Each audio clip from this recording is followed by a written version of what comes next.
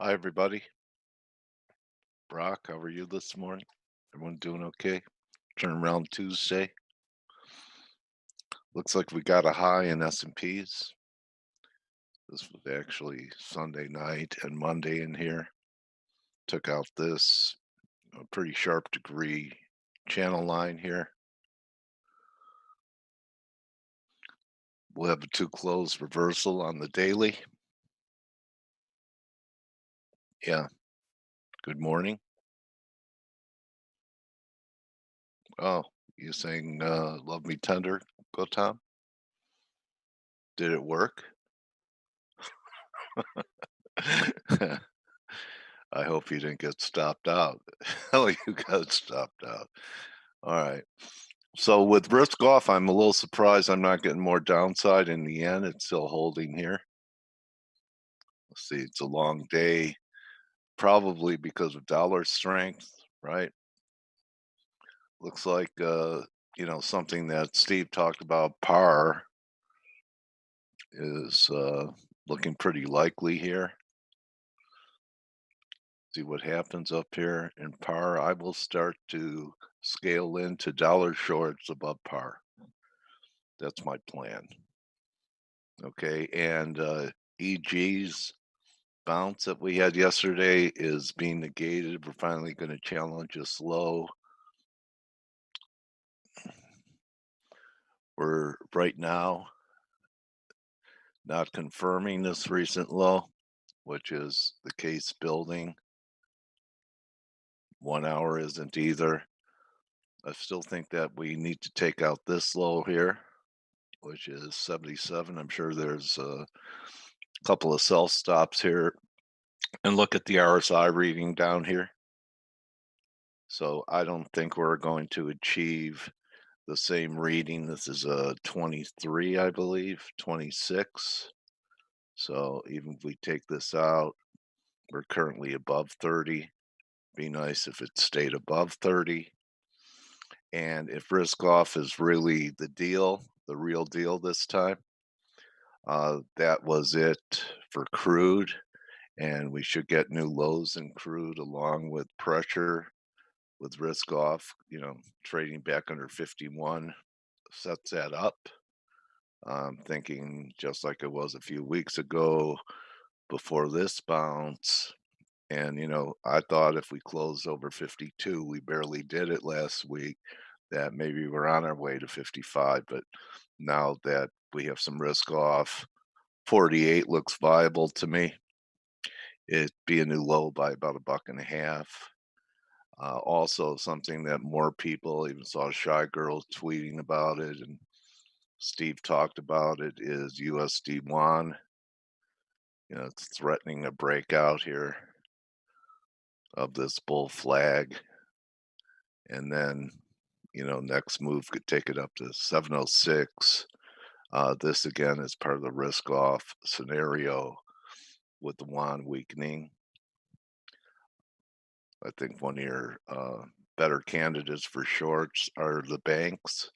Banks are barely making a new high compared to what the S&Ps did, and actually best of breed, JP Morgan, Jamie Dimon, with all this strength that we had in the market and the XLF making new highs, JP Morgan has a failing rally here. And everyone's talking about this morning interest rates. They look, it's been something we've been talking about here in Face, Grega, Steve, everyone, about a strong bond market. 10 years not open, but still think this is going to give away this low at 143. So we'll see if we get some type of the catalyst for this final move down. And there's some people talking 110. That's going to take a bit of a mini panic, in my view, in risk. So I want to make an announcement. And anyone who's interested in doing this, you have to be a subscriber.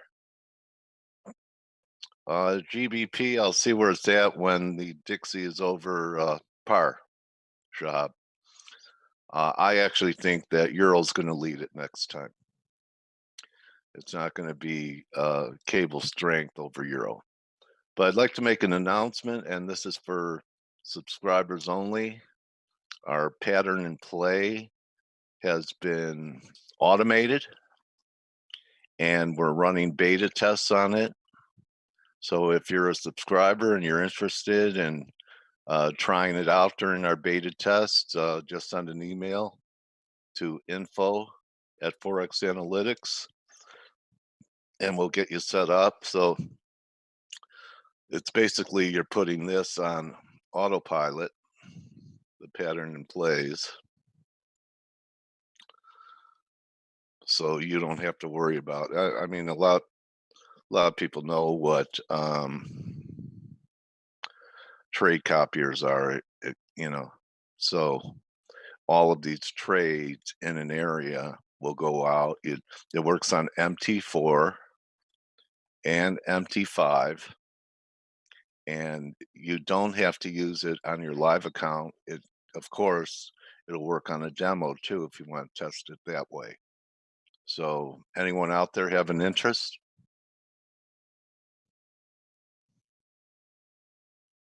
Okay, so you can automate what you normally had to click the mouse and finesse on your own, just in case you're away. All right. With that being said, I'm going to bring Blake on. And okay, Chris, thanks for volunteering. And Hey, Coach. hey, buddy, how are you? Hey, yeah, just to expand on what you're saying. I'm doing all right. I'm just waking up, Yeah. Tuesday morning, type of thing. Um, uh, so we are automating our patterns in play, as Dale said. And so if you are a subscriber of Forex Analytics and you have, if you want to if you want to automate the patterns in play, um, you can do that via MT4 and MT5. We are releasing our beta version of that. So if you are interested, see this little chat box down here on the bottom of our platform. You can talk to the folks here in our support and just let them know that you are interested, and or either or you can email support at forexanalytics.com and let us know. Yeah, so we've got a few people that have already jumped on, that were listening to the daily roundup webinar yesterday, and we're extending that offer just for a few traders just to beta test. We've been beta testing already, but it's a really neat feature, especially for those people that are outside of the United States. If you're in the United States, it automates, but you have to authorize each trade. Because of the the rules here in Regs. the United States. Yeah, you have to, like, it'll ask you, hey, do you want to take this trade? And you have to physically say yes or no. But it still gives you the signals when it happens. And same if you're if you're outside the United States, a lot of people love to automate these patterns. And these are, remember, our patterns are, they're by the book type of signals, and so it's pretty neat to have. And if you're interested, make sure you let us know. This little chat box right here will do the trick, or you can email us at support@forexanalytics.com. Okay. So thanks, Dale, for bringing that up, and I'll make sure I You'll mention come, it again buddy. before I leave. Okay. So yeah, we were talking about the yen. I'm actually short some dollar yen. We got this nice little head and shoulder pattern developing, uh, but I'm really surprised Apple's only down $10 pre-market. So there's some news out of Apple that they're going to miss guidance. Now, there was a lot of comments last night via financial Twitter about how much of a weighting Apple has to the S&P, to the NASDAQ 100, to the Dow.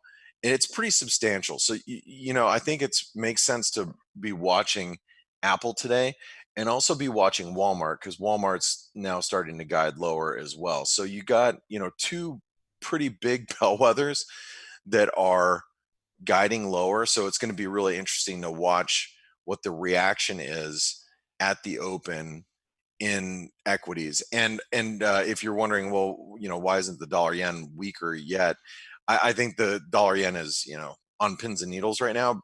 But one of the other things that I wanted to mention regarding like the yen and the dollar as well, not just the dollar yen, but the dollar against the euro and whatnot. We really haven't seen the hard data in the U.S. weaken. Now, lot of the data that we're getting right now is, stale, if you will, but it's going to be interesting to see the data coming out in the following weeks. One of the, I think, really important pieces of data that we're going to have to watch this week is we're going to have to watch the PMIs at the end of the week.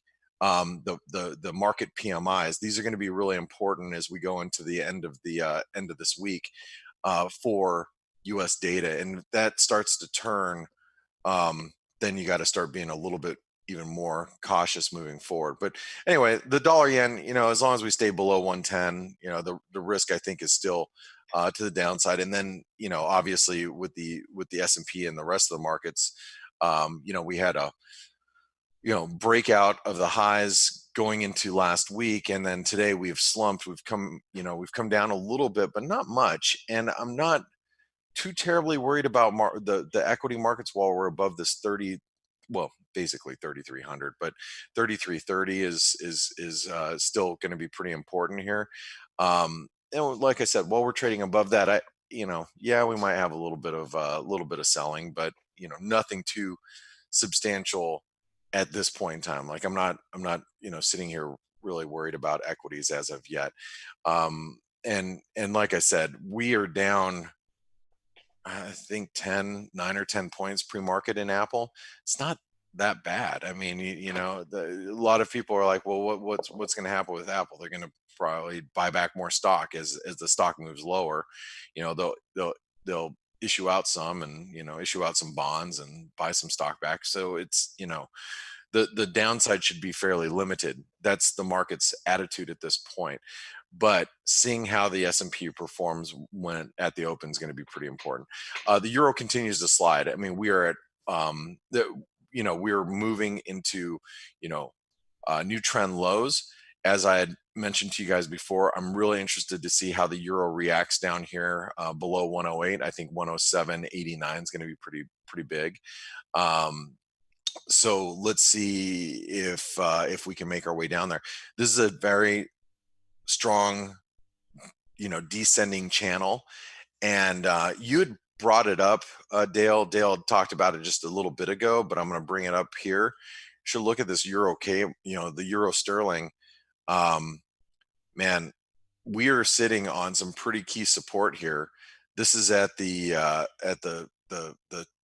late 2016 spike lows. You can see them right here. They'll pop up here in a second. I mean, whew. Sorry, I didn't mean to yawn on you guys. Whew. But we're sitting at these at this really key support here, and the cable's bid up today, and the euro is obviously trading really heavy. So a break below this 82.70 would be pretty bearish for the euro. I didn't get the DSI last night, but the DSI going into the weekend was at 8, I think, for the euro. So, obviously when sentiment is as weak as it is, you got to be a little careful with being on the short side of the euro with sentiment as, like I said, as weak as it is. But it is it's still the pair is still trading really horribly.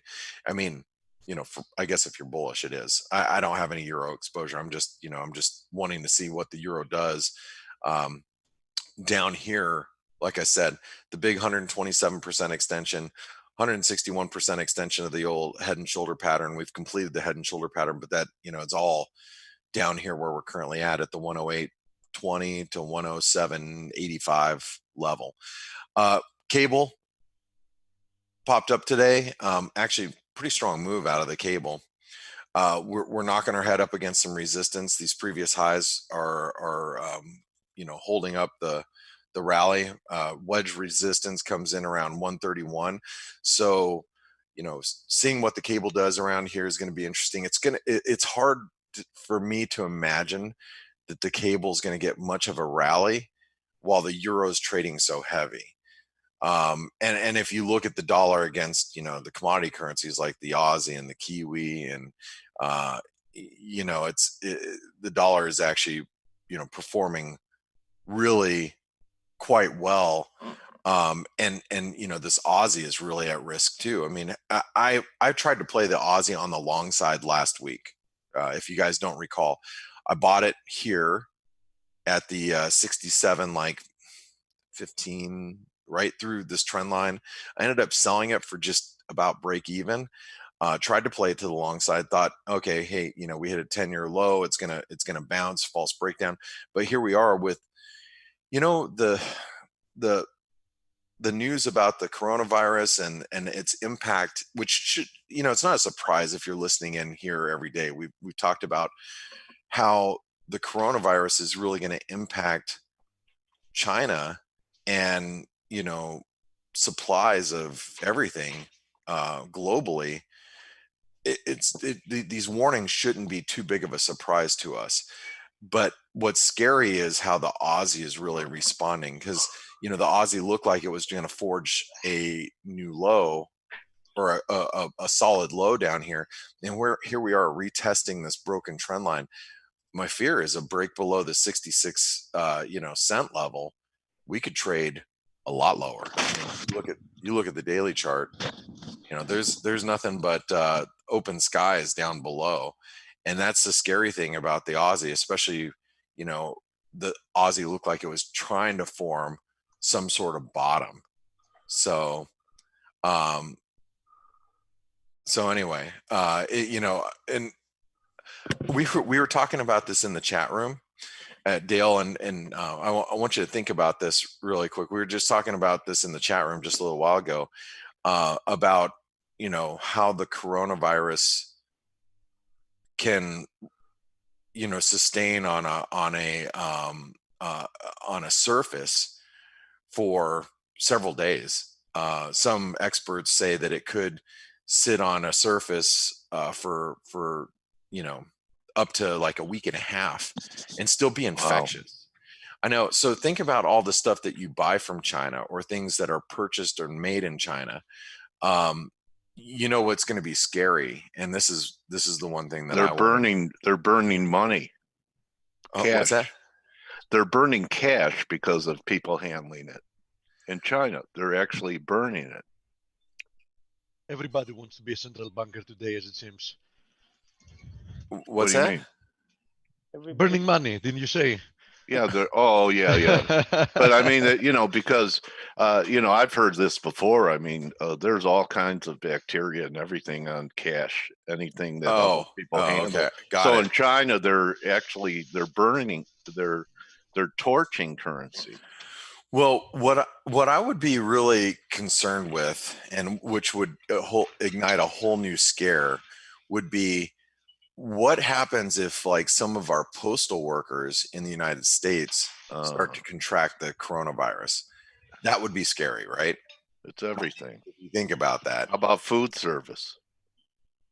Restaurants. Well, food service as well, but how about, like, you got that's true, mail. Post office employees that are handling packages that are coming in from out of the country, and we haven't seen any cases like that, not that I know of, and but that would be something that would scare the living daylights out of. Boy, I tell you, if Mother Nature was behind this, to have all of these unique characteristics for it being infectious and people being asymptomatic, and it living on a surface that isn't biological for all this time, I'd be surprised. We've never had that. I mean, has there ever been a virus that does that? No, that I know. That's what I mean. Yeah. So, and look, I'm not here to be, I don't want to scare anybody. I'm just saying that's I think that's a big risk. I mean, if what they're saying is true, and who knows, I'm not an expert by any stretch of the means in the coronavirus. I'm just, regurgitating things that I hear. But like I said, if we start to see cases in postal workers, that would freak. I mean, the market would come to the global economy would come to a screeching halt. No one would buy anything from China. Anything, nothing, zero. Everything would get stopped up at our borders, and quarantined immediately. You know what I'm saying? Yeah. So just It's a big deal it is a big deal. And it's a big deal because if it's things so like that unknown. develop. So Which- unknown. Which, so one of the other things I wanted to just take a real quick look at before Steve and Stelios come on here. This is the US dollar Mexican peso. I was such a numbskull. I'm focused on the dollar yen last night, and I was looking at the dollar Mexican peso trading at 18.56 last night, and I'm like, I should buy this just, after the Apple news. We were trading literally right here, like right here after the Apple news. I'm like, man, I should buy some of this dollar Mexican peso, and I didn't. Like I said, I was focused on the dollar yen, and yesterday was President's Day, so we watched a movie with the kids. So I didn't, I wasn't like super focused on the market, other than I had my position and that was it. And we started to rally. Now I'm looking at the US dollar Mexican peso because we're in a descending wedge, and a descending wedge by definition is a reversal pattern. If it, the risk now is a break to the upside. So I'm watching this really closely, because if things are going to, get worse, from a risk appetite standpoint, we're going to see a move higher in the US dollar Mexican peso. And what I'm going to be looking for is a move back above, 1870, if that happens. But more importantly, like above this 1875, the previous support here. We start breaking above those levels, and that's going to be a signal to me that, things are getting worse, not better. And as far as risk appetite goes, so that's something that I'm focused on going into the North American session. I think that's going to be a pretty important barometer of how we view risk. Also, one last thing I'll talk about, and then I'll hand it over to Steve and Stelios, is obviously I'm looking at gold. Gold has broken higher out of this triangle. I blogged about it on Friday or Thursday of last week, back here, and we are now starting to break higher. So, a move above 1600 would be, just another indication that things are, getting a little sketchier regarding risk aversion. So just keep your eye on gold. Gold has been very steady, and it's been very strong. It has not backed off at all. So the risks are starting to increase that gold could blast higher. And remember, the ultimate target for gold right now, based on this long-term pennant, it's still well above 1700. 1740 is where the projected move of this bullish pennant would be. And I know that sounds crazy to a lot of you. You're like, wow, gosh, a move to 1720. Where's that? Holy cow, I wasn't expecting that. But that's what the bullish pennant points to.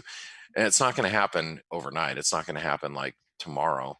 But this is what we would look like, weeks from now, if we continue to break higher above 1600. So just keep that in mind when you're thinking about gold, and thinking about yen and risk aversion, risk appetite. Think about what a move like this in gold could do. So just again, this is kind of like things that I'm focused on going into today's trading. Now remember, the dollar is pretty strong right now. Economic data has been relatively strong. We haven't seen, our hard data in the US turn lower, not yet.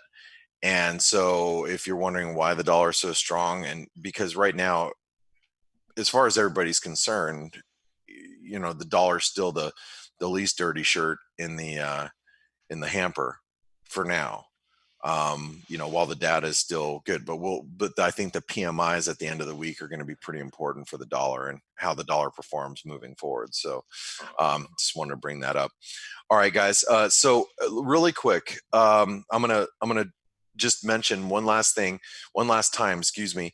If you guys are Forex Analytics subscribers and you want to automate the patterns in play and you want to test out and beta test our system that we've made for MT4 and MT5, make sure you can contact us right through here through the chat box on Forex Analytics when you're logged in. You actually don't even have to be logged in. You can go right to our site and start a new conversation with our support staff here, or send an email to support@forexanalytics.com. That's support@forexanalytics with an X.com. If you're interested in beta testing our automated patterns in play. So with that being said, I'm going to pass it over to my colleagues Steve and Stelios and Dale. Good morning, guys. Good morning. Good morning. Hey, guys, there's some pretty negative news about Apple overnight. What do you make of the warnings that we're seeing from Apple and Walmart earnings that came in? Probably great catalyst for new highs. Great catalyst for brand new highs, huh? Yeah. Why not? I mean, the S&P is it's only down 0.5% right now, and Apple is still, it was, last I checked, it was only down like $10 pre-market. It really has been very limited. Just imagine the opposite scenario. Imagine Apple coming out yesterday, giving guidance that they actually expect better earnings than initially announced. Where would the S&P be now?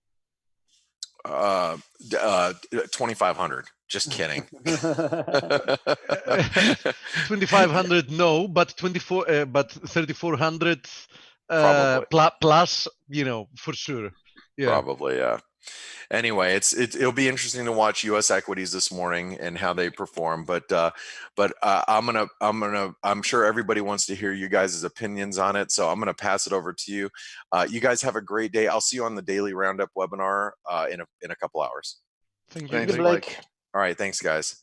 Good morning, guys. Good morning, Stell. So we are starting to see companies talk about the effects of the virus and how the Chinese economy is stalling, or actually no, closing down is going to affect everybody apart Tesla, apparently, because they're up like 5% again now pre-market. Of course. But I mean, this remains the main question for me, and I think things are going to be much tougher than the markets are expecting.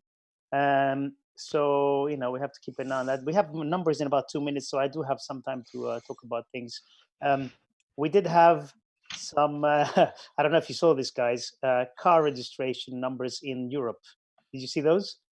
No, still I didn't. Year-on-year numbers: Italy minus 5.9%, Germany minus 7.3%. Sounds healthy. France minus 13.4%. It's just all kicking off now, and I don't can't blame that on coronavirus. Well, no, yeah, for sure not. No, that's just the consumer not buying new cars. Yep. Yeah, to be honest, from experience, I can tell you, it's a good thing if German consumers start buying a few less cars. They actually overdo it. They have 3 Mercedes and 4 BMWs in their garage. Just to give you an idea, I have a Mercedes. My car costed new, like in Germany, like 62,000 euros.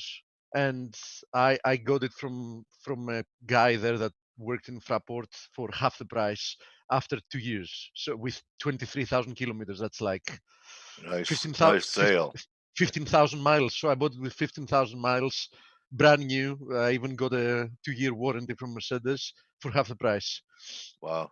Not bad. So they change cars like shirts. Like wives. I've had mine for 15 years, so I'm not sure about that. Yeah, you don't want to do that. You don't trade in that. John Derek did, though. From Ursula Andress to Linda Evans to who was Bo Derek.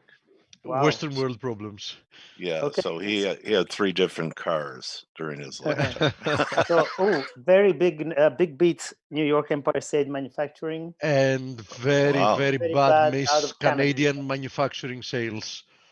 Yep. Minus 0.7% versus positive 0.5% expected. But yes, New York Fed manufacturing is like is more than 2.5 times. Yeah, it is a volatile number, but still, it's a big beat. What was expected, yeah. What else did we have? Excuse me. We had numbers out of UK, which continues to trundle along, even though Brexit, we don't know exactly what's going to happen. We had earnings numbers was expected at 3% year on year, came in at 2.9, so 0.1% worse. But once again, compare this to inflation, which is over a point lower. So there is definitely no squeeze there on the average UK person on that front. We also had employment numbers. Claimant count change was quite a lot better than expected. So employment in the UK seems to be close to all-time highs. So not bad. Obviously, we probably have the same phenomenon as in the US, where the quality of employment is decreasing. Is deteriorating, by the year. Yeah. So you have more people working for, in less skilled jobs and probably making less as well. So that was out of the UK and German ZEW economic sentiment was we were expecting 21.5. This is an index, came in at 8.7. So the German sentiment and European sentiment is decreasing. Makes sense because of everything that's happening within Europe and outside of Europe. So I really struggle to find anything good about the Eurozone at the moment. And I've been saying this for a while. I just don't see anything apart from the fact that they have zero rates and euro is one of the main funding currencies. That's about it. So that is that. And what else do we have? We have we're into the year of elections in the US, and obviously there's going to be a lot of jockeying into position to see who's going to be leading the Democrats and the Republicans and all that. And we have Michael Bloomberg, who apparently is gaining ground, although the numbers that we got today was from his own channel, saying that he was gaining popularity. So you take that with a pinch of salt, and that's I think that's pretty much it. Actually, I don't have anything else. I still think that Bernie Sanders has a very high probability of actually making it. I agree. And I'm still advocating, as I've been saying since more than a month ago, that the market is really not pricing in that possibility, or if it is pricing that possibility, the market thinks that it's going to be a very easy win for Trump if Bernie Sanders is his opponent. Personally, I would definitely take the other side of the market. Not that I'm advocating that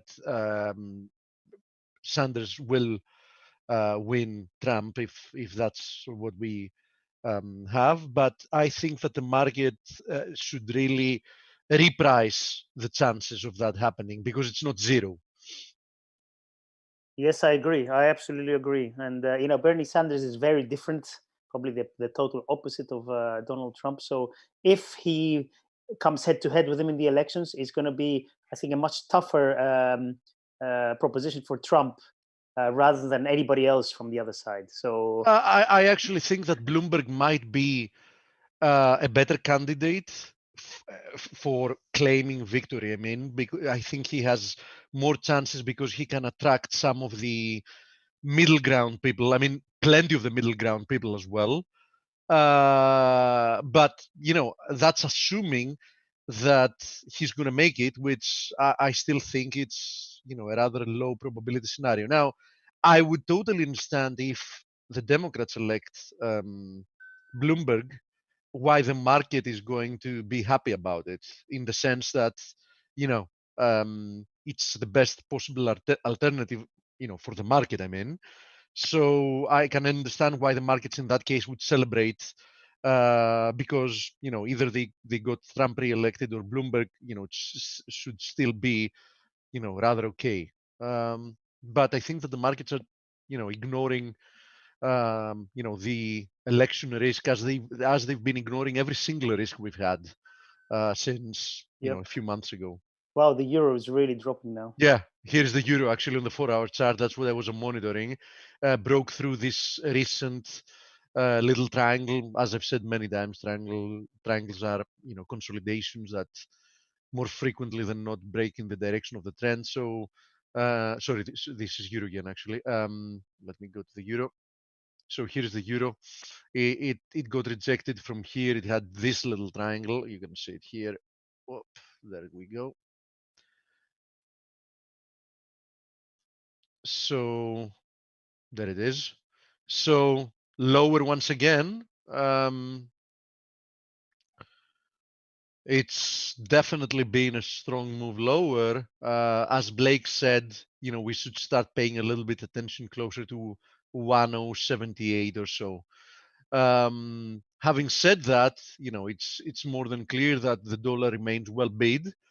Despite that happening, though, and I didn't want to interrupt Blake before he said that gold and silver remain very strong. And by the way, it's worth noting. Look at gold. Gold is at the highs of the day, as the dollar is actually pushing higher, and as we just got some positive US news.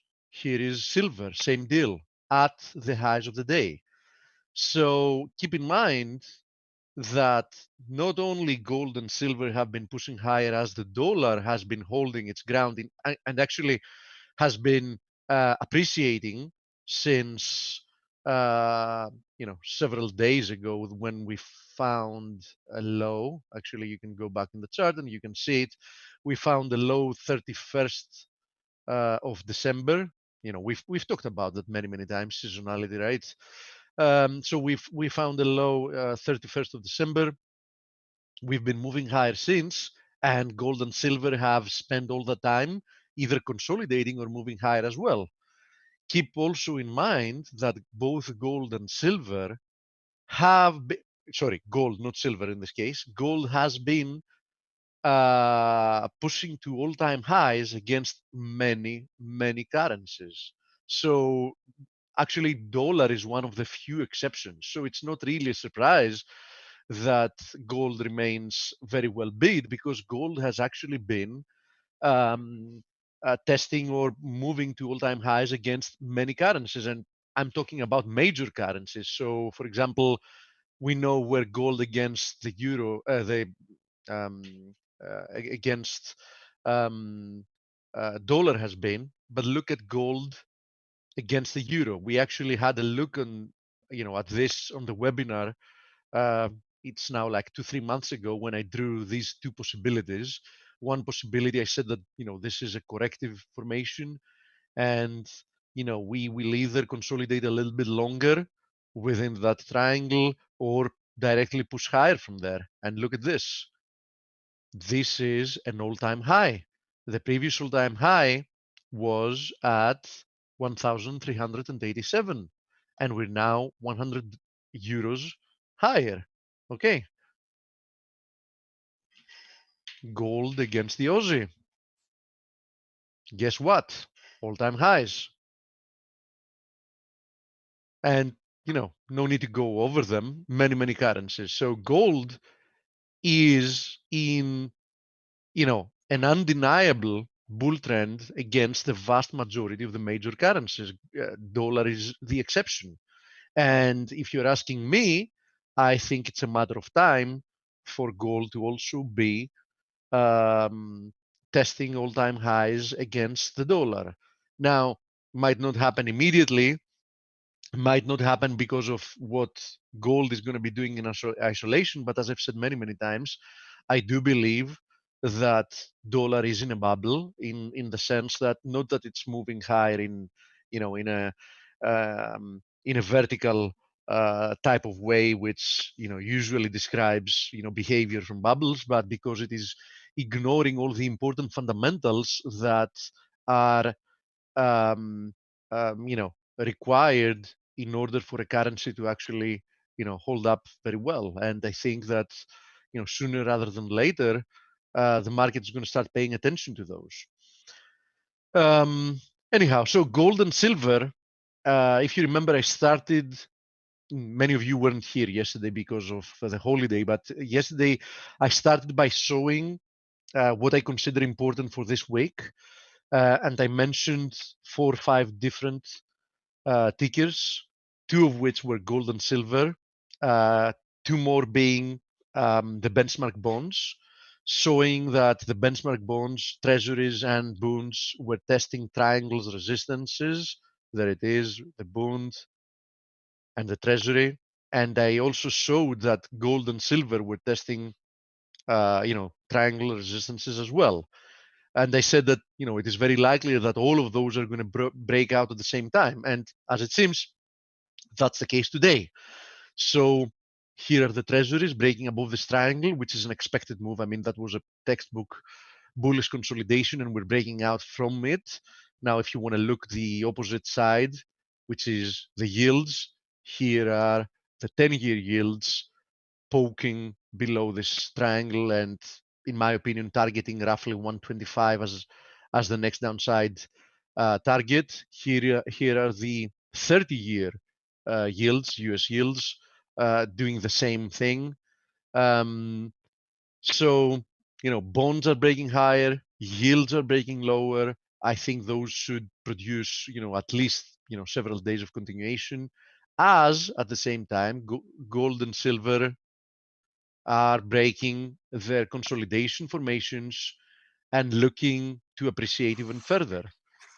I remember the last time I've seen this type of divergence between the bond and the note.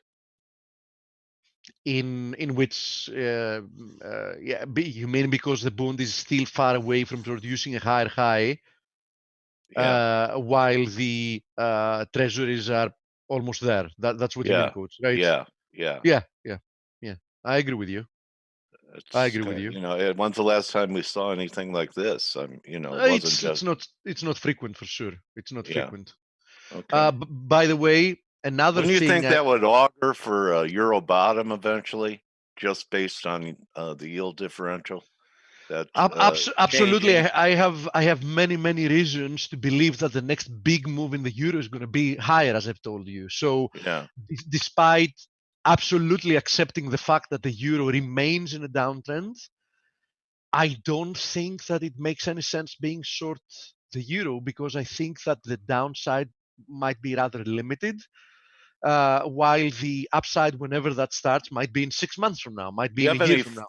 Do you have any fib extensions in euro down around the 107 handle? Yeah, let me show you. So here's the euro, the daily chart on the euro. Yeah. Okay. So 107.80. 127%. Yeah, 127% extension of that last rebound is at 1078. And it's also a horizontal support resistance zone. And then we have the 161.8% extension at 1065. Under 107, I just have to close my eyes and buy something. Okay. Thank you, Steve. Yeah, my pleasure. So one other thing I mentioned yesterday was crude. Crude was testing the first area of resistance. Very nice rejection from there. So this keeps the possibility that this is simply a bear flag with, whatever bearish interpretations. I said that, one possibility is we get rejected from there. One other possibility is we might see a little bit of a higher price, but I would assume that we will get rejected below 55. Actually, I was quite confident in that. Proof of that you can find here. So this is our platform, and this is the WTI.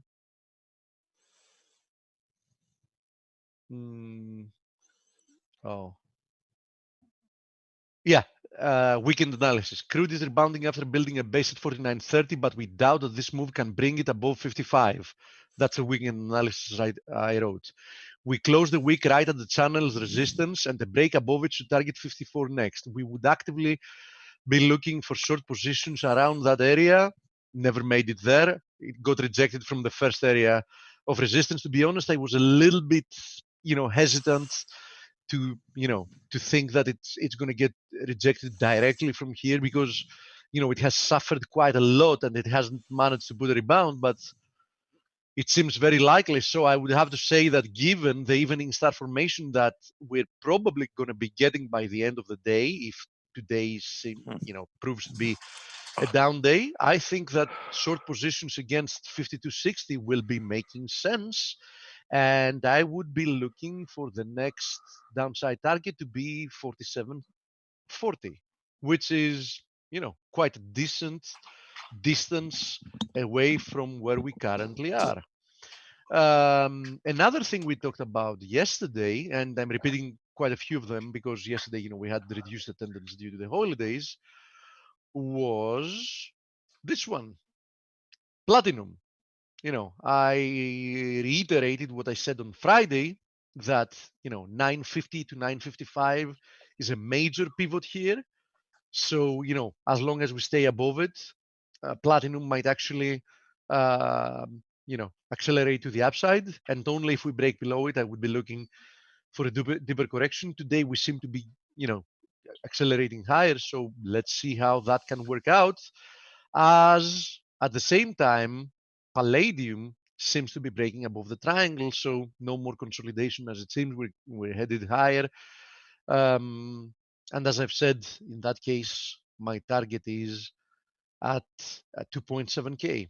2,703 is the 161.8% extension of this triangle's range. I would definitely expect a much larger correction from there.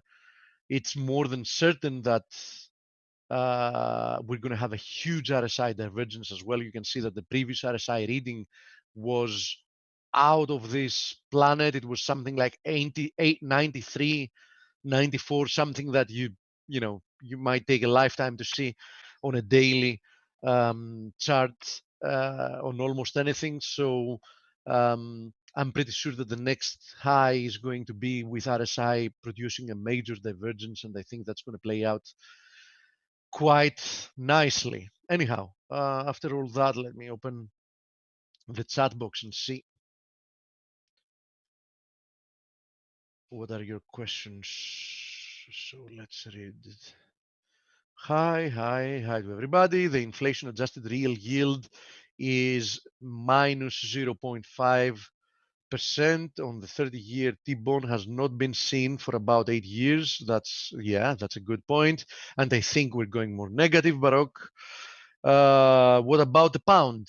Sure, let's have a look at the pound. So the pound is consolidating, and I don't like this price action, meaning I wouldn't be doing anything with the pound. I would have loved to see a little bit of a deeper move after we broke through this triangle here.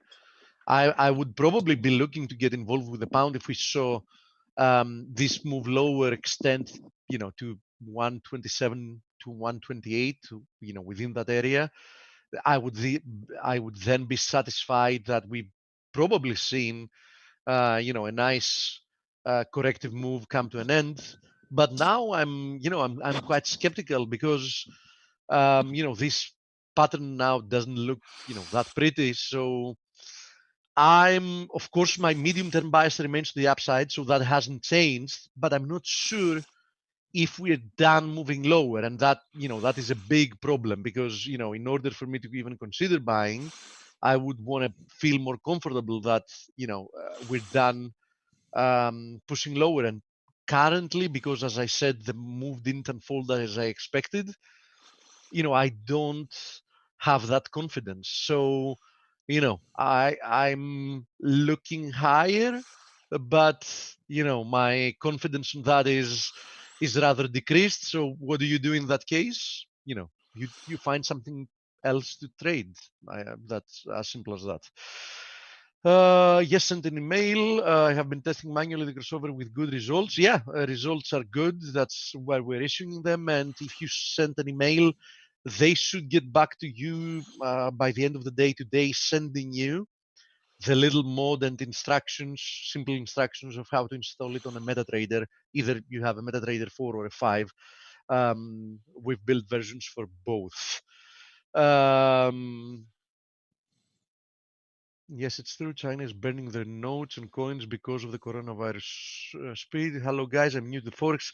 How can you help me be smart on trading, and how can I sustain the growth in this? Want to do this full time as I transition from the full time employment? Yeah, that's the best thing to look at it.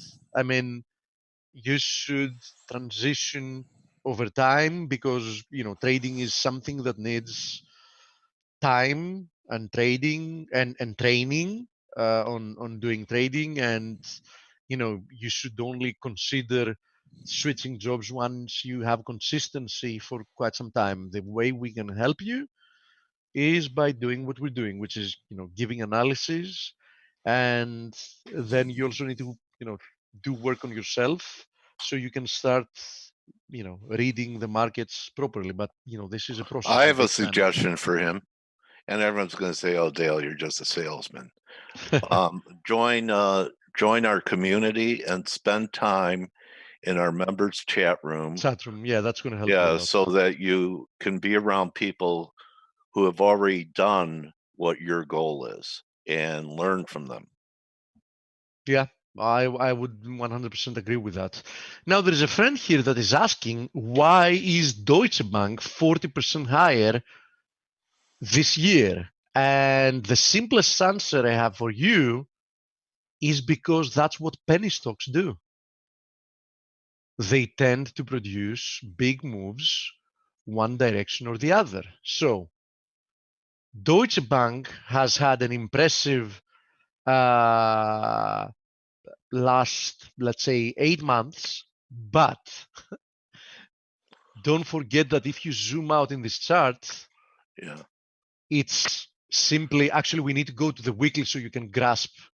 It's had many of those periods of so you can grasp the horrific nature of what's been happening here. So now that you're having this view, right, Deutsche Bank back in 2007 trading at 140, and now you put that in context, meaning yes, it from 140 it made it down to 6.5, and yes, 6.5 has now become 11.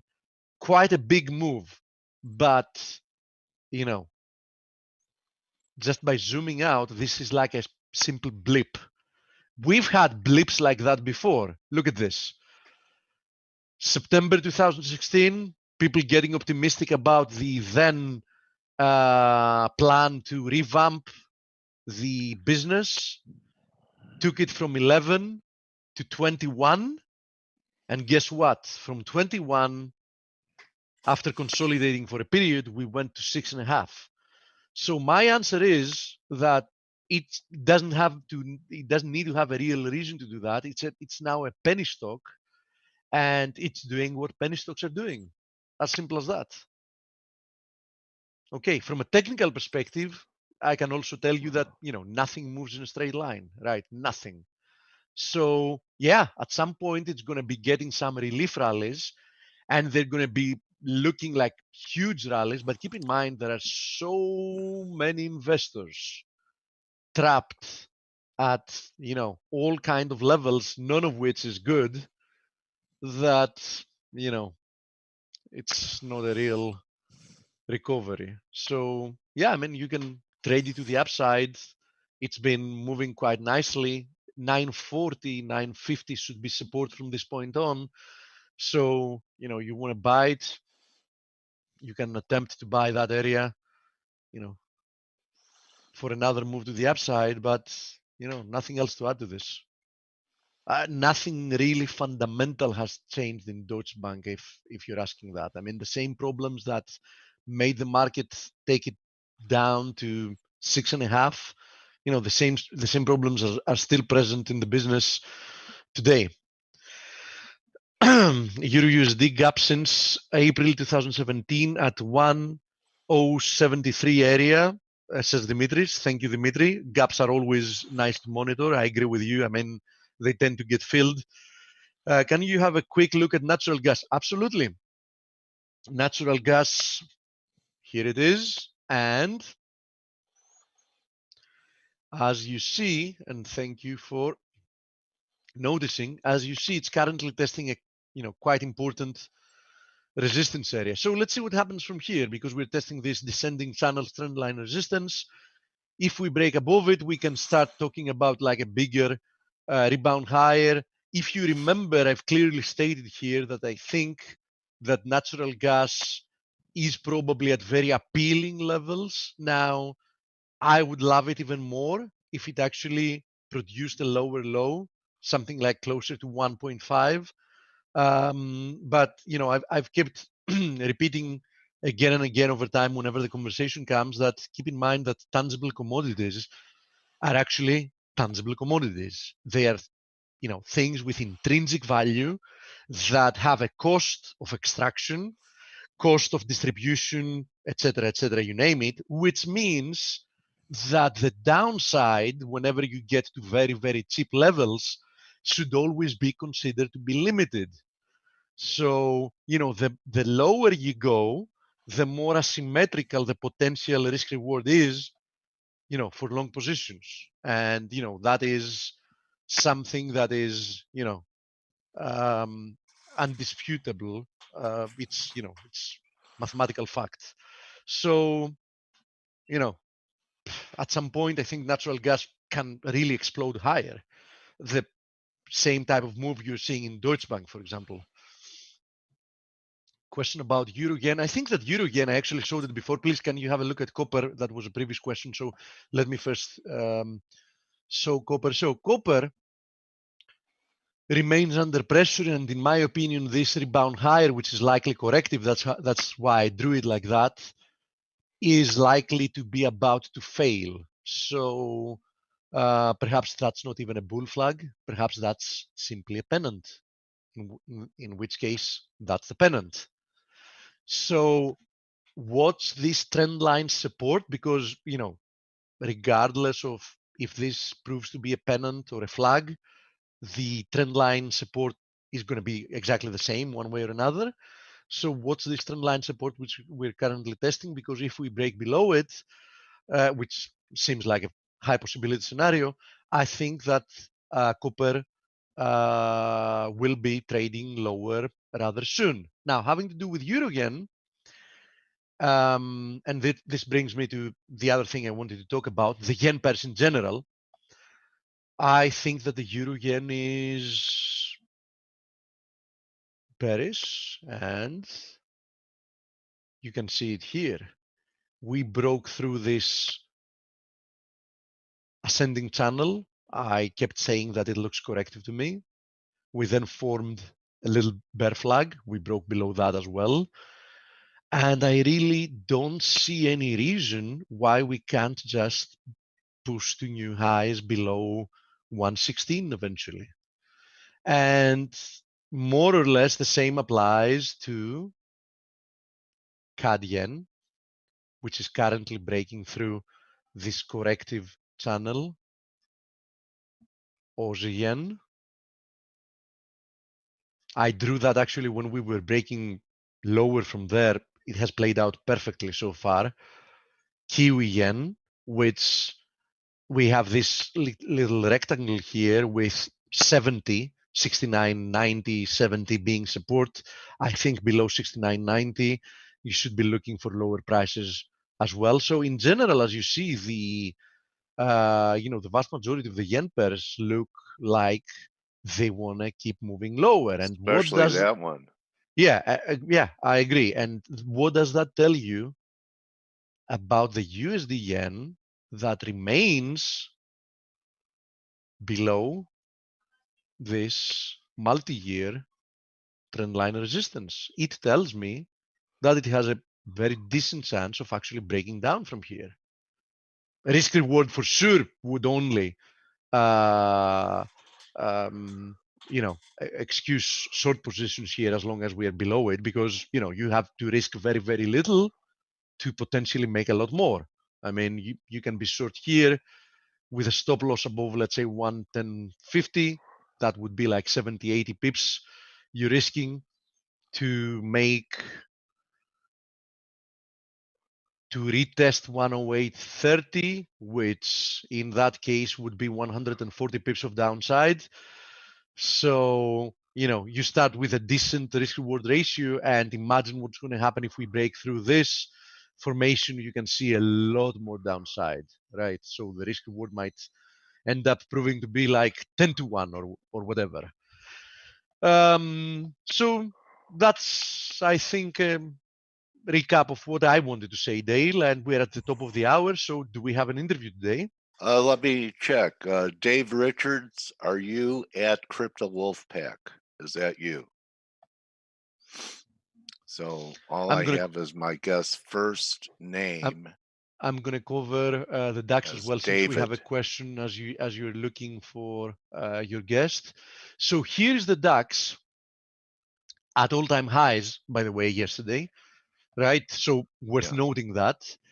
At the same time, this looks like a nice wedge. We had this false breakdown. So, I admittedly, I'm also monitoring that and the RSI divergence. So despite being at all-time highs, would I be buying here? Nah, I wouldn't be buying here personally. David at Crypto Wolfpack, please send me an instant message if you're here. USD CAD upside near-term target. Listen, I've talked about USD CAD last week as well, and my outlook hasn't changed, which is the following. This move lower that we had in USD CAD and the very nice rejection, there it is. So we've had this nice rejection from this multi-month formation. You can see it here, this triangle in purple, right? So we got initially rejected from there, but we seem to be finding support at the 200 daily moving average. And as I've said, it's one of the pairs I like most if you're looking for being long the dollar against something. I think USD CAD is one of the best looking, as long as we clear that 133.10, 133.20 trend line resistance. So personally, to be honest, I like the fact that we initially got rejected here because we were overbought and we needed to work out these conditions. Now, I could say you can be buying against the 200 DMA and it might as well work. But I think that if we break above that formation, we're going to see a lot more upside. So I think it makes more sense to have more confidence, meaning more confirmation, meaning, daily close above there. And I think you can be looking for much higher levels in USD CAD. That's what I think about it. So in USD CAD, I'm looking higher. So I'm not looking to sell. I'm looking to buy. Okay, to make that clear. So, Coach, any news about your guest? I'm waiting. David, if you're here, please use the chat box. Say something in the chat box. Or the question and answer box. Yeah, I just have a Dave Richards. I don't believe that's our guest. If it is, Dave, raise your hand or say something. Going once. Going twice. A blown opportunity. Too bad. Whoever was, anyway, a blown opportunity to talk to the smartest group of attendees on the net. Maybe that's why. Anyway, I have Steve Anton tomorrow. Oh, great. At Best, Best Traders, and Steve is very popular and an excellent trader. So Steve will be with us, and then I'm bringing back Lydia on Thursdays. Okay. We haven't seen Lydia in a while, and indeed, bringing time to talk about the pound again. Now yeah, we have a strong bench here. Okay, and okay. Okay, great job, great. Steve. Hey guys, don't forget, if you want to try the EA out, to beta test send us an email at support@forexanalytics.com. Yeah, and we'll see everyone tomorrow. Steve Anton's my special guest at the Best Traders. Okay. Thank you. Bye-bye. All right. See you, Steve.